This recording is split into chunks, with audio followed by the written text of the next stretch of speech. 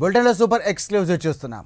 అధికారం ఎవరైతేనే చట్టాన్ని కాపాడాల్సినటువంటి బాధ్యత పోలీసులది. కానీ డ్రైవర్ సుబ్రహ్మణ్యం హత్య కేసులో ఆ కాకి చొక్కాకే రాజకీయ మరక అంటింది. సుప్రీంకోర్టు కన్నెర చేయడంతో ఇప్పుడు నలుగురు అధికారులు సస్పెండ్ అయ్యారు.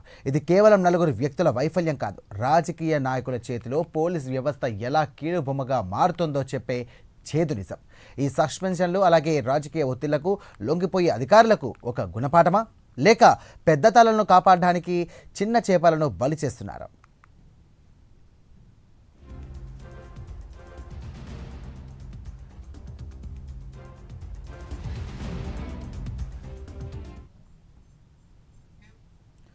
ఇదే అంశానికి సంబంధించి మరిన్ని డీటెయిల్స్ అందించడానికి కరెస్పాండెంట్ శ్రీరామూర్తి సిద్ధంగా ఉన్నారు. శ్రీరామూర్తి, చెప్పండి. డ్రైవర్ సుబ్రహ్మణ్యం హత్య కేసుకు సంబంధించి కూడా ఇప్పటికే కొంతమంది పోలీసులు కూడా సస్పెండ్ అయినట్టుగా తెలుస్తోంది. దీన్ని ఏ విధంగా చూడొచ్చు? ఇది పెద్ద రాజకీయ దుమారంగా చెలరేగే అవకాశం మనకు కనిపిస్తోందా? సాయిరామ్, ఏదైతే ఎమ్మెల్సీ వైసీపీ నేత ఎమ్మెల్సీ అనంతబాబు తన డ్రైవర్ హత్య కేసులో, సుబ్రహ్మణ్యం హత్య కేసులో ఆయన ప్రధాన నిందితుడు. అయితే ఈ కేసులో సంబంధించి ఇప్పుడు తాజాగా ఏదైతే సప్లిమెంటరీ ఛార్జ్షీట్లో సిట్ బృందం దాఖలు చేసింది, అందులో ఆయన సతీమణి కూడా లక్ష్మీదుర్గ కూడా A2 కింద నిర్ధారించారు.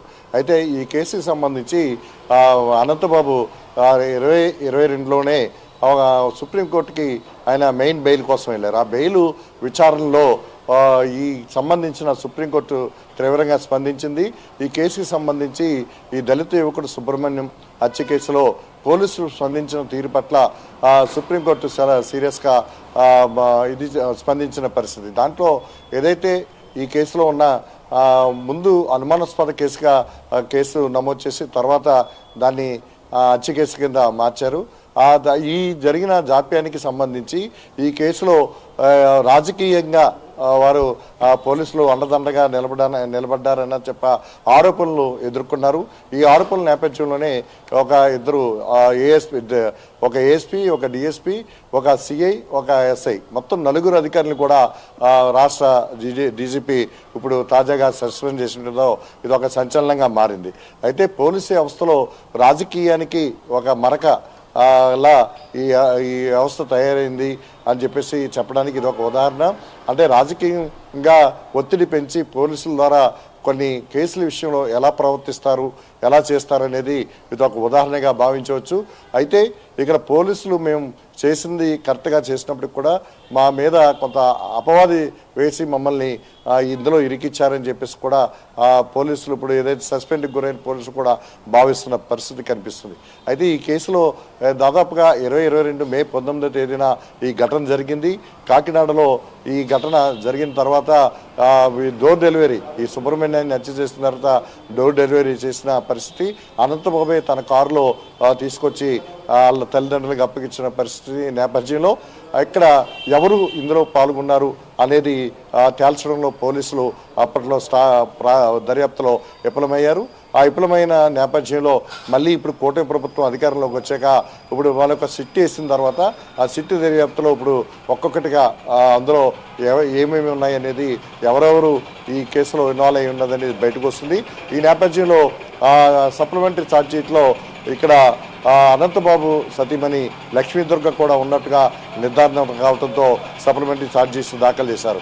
ఈ నేపథ్యంలో సుప్రీంకోర్టులో మెయిన్ బెయిల్ వాదనలకు రావడంతో జరిగిన దాని పట్ల సుప్రీంకోర్టు సీరియస్గా తీసుకుని ఆ కేసులో ఏదైతే ఫస్ట్ అనుమానాస్పద కేసుగా నమోదు చేసి తర్వాత 3 రోజుల తర్వాత PM అయిన తర్వాత అది హత్య కేసుగా నమోదు చేయటం, SC/ST కేసు కింద ఇది చేయటం జరగటం వల్ల పోలీసుల పాత్ర ఉంది. పోలీసులు సరైన రీతిలో స్పందించలేదని చెప్పి సుప్రీంకోర్టు భావించి వారి మీద చర్యలు తీసుకోవాలని చెప్పి ఆదేశించడంతో వీరు సస్పెండ్కి గురయ్యారు. అయితే ఇప్పుడు ఈ ఘటనతో పోలీసు వ్యవస్థ ఎలా పనిచేస్తుందన్న దానికి, అంటే ప్రభుత్వం అధికారంలో ఉన్న ప్రభుత్వానికి ఇక్కడ వీరు కొమ్ము కాస్తున్నారా, రాజకీయ నాయకులకి కొమ్ము కాస్తున్నారా, లేక రాజకీయ నాయకులు తమకు అనుకూలంగా పోలీస్ వ్యవస్థను ఉపయోగించుకుంటున్నారా అన్నదానికి ఇది ఒక ఘటన ఉదాహరణగా నిలుస్తుంది. ఇది ఒక పోలీస్ వ్యవస్థకు ఒక మరకని చెప్పొచ్చు. నిజాయితీగా పనిచేసే పోలీసు అధికారులకి, అలాగే రాజకీయంగా ఒత్తిడికి లొంగి పనిచేసే పోలీసు అధికారులకు కూడా ఒక డిఫరెన్స్ కూడా దీంతో తెలుస్తున్న పరిస్థితి ఉంది. ఇది ఇది వైసీపీ ప్రభుత్వం హయాంలో జరిగిన ఘటన కావడంతో అక్కడ ఆ ప్రభుత్వం చెప్పిన అంటే ప్రభుత్వ పెద్ద పైనుంచి వచ్చిన ఆదేశాలతోటి వీరు కొంత దర్యాప్తు ముందుకు సాగకుండా ఆ అందులో ఉన్న వారిని కొందరు తప్పించే విధంగా ఈ పోలీసులు వ్యవహరించారని చెప్పేసి ఒక ఆరోపణలు రావడంతో వీరిని సస్పెండ్ చేశారు. ఇది Right. పోలీస్ శాఖలో ఇప్పుడు ఒక చర్చనీయాంశంగా మారింది. దేశవ్యాప్తంగానే అంటే ఇది సుప్రీంకోర్టు నుంచి ఈ ఆదేశాలు రావడంతో దేశవ్యాప్తంగానే ఇది ఒక సంచలనాత్మకంగా మారిన పరిస్థితి కనిపిస్తుంది. సాయిరామ్. Thank you Sriramurthy.